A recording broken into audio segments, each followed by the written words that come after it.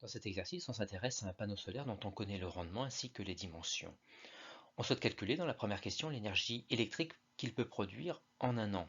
On nous donne l'énergie lumineuse reçue par un mètre carré. On va donc calculer dans un premier temps l'énergie lumineuse reçue par tout le panneau, en calculant d'abord la surface du panneau, en n'oubliant pas de convertir les dimensions en mètres pour avoir la surface en mètres carrés.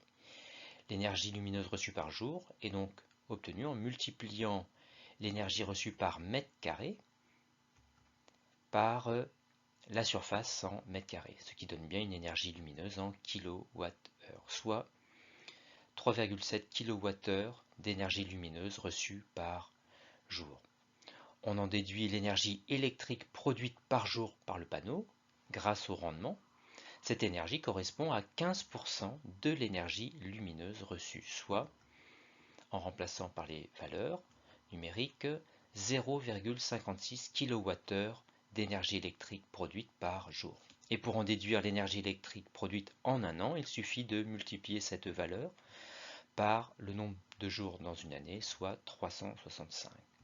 Et donc une énergie électrique produite annuellement de 200 kWh.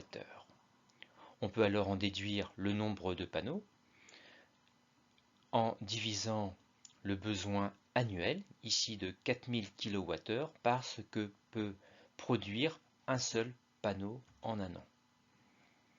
On remplace par les valeurs numériques et on trouve qu'il faut installer 20 panneaux sur le toit de la maison.